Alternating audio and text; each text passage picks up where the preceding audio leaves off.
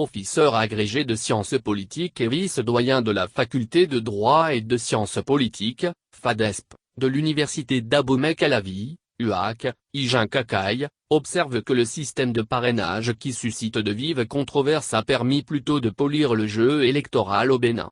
Le politiste apprécie ici l'actualité liée à la présidentielle de 2021 et la mise en œuvre des réformes du système partisan. La Nation, de 33 candidats en 2016, 14 en 2011, 26 en 2006, 17 en 2001, 13 en 1991, l'élection présidentielle du 11 avril 2021 ne compte en lice que 3 duos candidats. De votre position de politiste, peut-on dire que c'est une avancée ou un recul démocratique? Professeur Higen Kakaï, c'est une bonne question. Tous les Béninois déploraient la multiplicité de candidatures à l'élection présidentielle au Bénin. Par le passé, tous les acteurs et analystes politiques stigmatisaient les candidatures pléthoriques. Ce qui suppose que, dans le fond, ces candidatures ne faisaient pas avancer la démocratie. On observe que nous avions des candidatures attendues ou espérées, des candidatures spontanées, des candidatures fantaisistes et des candidatures négligeables.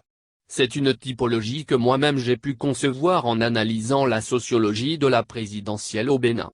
Si on se réfère à une autre typologie, celle de Pascal Jean en ce qui concerne la France, nous avions des candidats figurants qui n'existent pas politiquement, nous avons des candidats espoirs, cela se présente à l'élection présidentielle pour jauger leur légitimité, et nous avons enfin des têtes d'affiche qui sont des potentiels et réels candidats.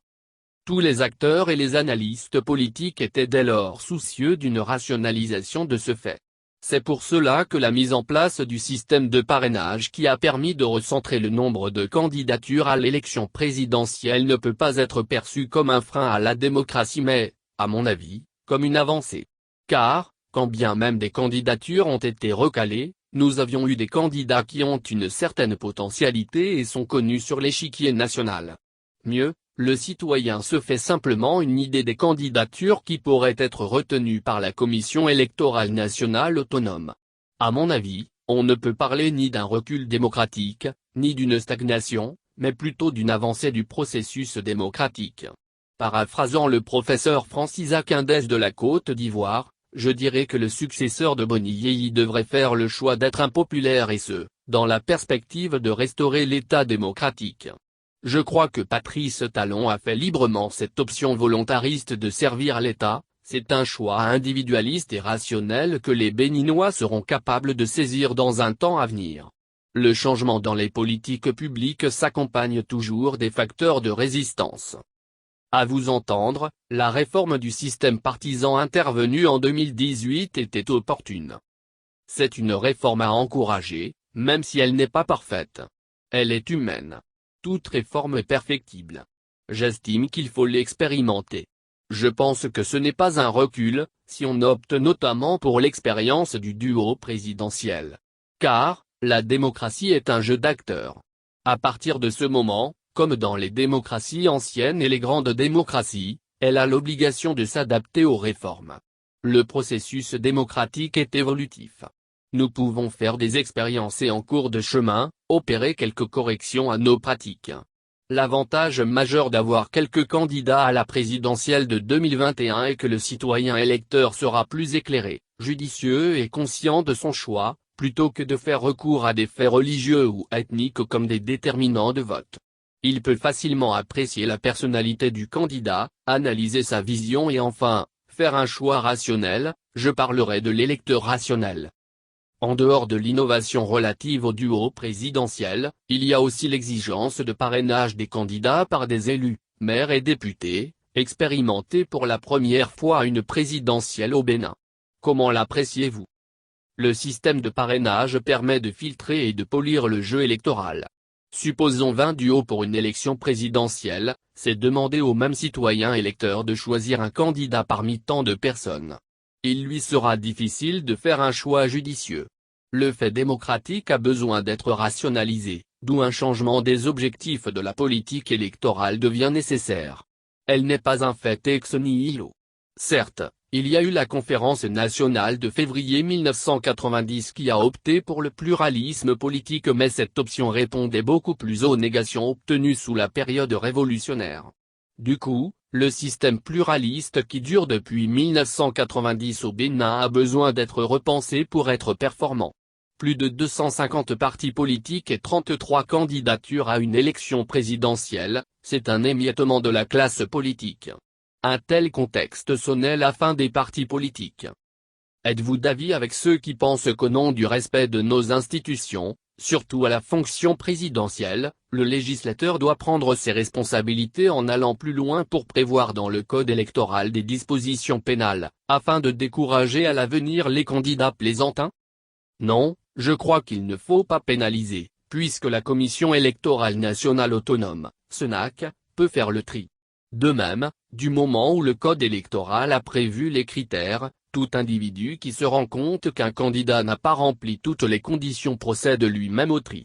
Avant que la CENA ne publie la liste des candidatures retenues, la plupart des Béninois savaient déjà qui pouvait être candidat et qui ne pouvait pas l'être.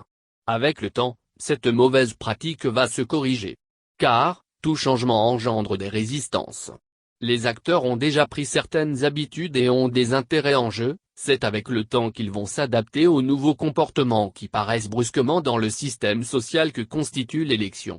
Je crois que d'ici 2 élections présidentielles, ces types de comportements vont disparaître. Certes, une procédure judiciaire peut bien être enclenchée contre les intéressés, mais je pense qu'il ne faut pas pénaliser, pour laisser une porte de sortie aux uns et aux autres. 17 des 20 candidatures enregistrées par la CENA ont été recalées, notamment pour défaut de parrainage. Qu'en dites-vous? Je pense que dans une certaine mesure, ces candidats qui n'ont pas pu capter les parrainages doivent s'en prendre à eux-mêmes. J'ai appris qu'un groupe politique a saisi par voie d'huissier le président d'un parti politique. Je pense que même pour la courtoisie et pour les relations de sociabilité qui existent entre les Béninois, ce n'est pas par voie d'huissier qu'il faut saisir le chef d'une formation politique et demander les parrainages. Les Béninois ont l'habitude de se parler. Même en contexte de crise, ils trouvent les voies de médiation sociale pour échanger entre eux. À partir de ce moment, ces candidats devraient faire le pas vers ces partis politiques pour demander les parrainages. Si ces derniers ne donnaient rien, on aurait compris. Mais rester dans une posture intransigeante pour exiger des parrainages par voie d'huissier, cela ne me paraît pas trop suffisamment réfléchi. Car, si l'on voudrait avoir quelque chose de quelqu'un, il est judicieux d'en faire la démarche socialisante vers lui, au lieu d'entreprendre une procédure totalement formelle, sachant que l'intéressé détient ce qu'il faut et a le dernier mot. L'autre chose qui a surtout bouleversé les candidatures, ce n'est même pas les parrainages. C'est la constitution des duos présidentiels. Les ténors des formations politiques, notamment ceux de l'opposition, ont en effet passé le clair de leur temps à se battre entre eux. On a vu comment tel front a désigné tel candidat, le même jour on change et le lendemain on change à nouveau. De quel temps disposent finalement les partis politiques de l'opposition pour aller négocier les parrainages quand ils ont passé tout leur temps à constituer et à reconstituer les équipes en leur propre sein? Déjà, il y a eu des sanctions à l'interne. En principe, les formations politiques aussi bien de la mouvance que de l'opposition devraient constituer les duos depuis un bon moment au point où, si les négociations politiques en termes de captation de parrainage échouent, le peuple prendra à témoin les formations politiques qui refuseraient de mettre à la disposition des autres cette pièce capita. Avec les 3 duos retenus, peut-on dire que le pari d'une élection présidentielle inclusive est gagné? Je pense qu'il s'agira d'une élection inclusive à partir du moment où le camp présidentiel qui détient la grande majorité des parrainages nous a permis d'avoir d'autres duos en lice. Les 3 duos ont leur autonomie de battre campagne sur l'ensemble du territoire national qui constitue ici la circonscription électorale. Le système électoral demeure ainsi ouvert. S'il était fermé, on allait dire que le processus n'était pas inclusif. Mieux, on constate que la CENA dispose d'assez de temps pour conduire le processus électoral. L'élection présidentielle a lieu le 11 avril 2021 et les candidats sont définitivement connus depuis le 22 février 2021. Ainsi, près de 2 mois avant le scrutin, on connaît déjà les candidats. Je crois que c'est une bonne réforme même si elle est perfectible.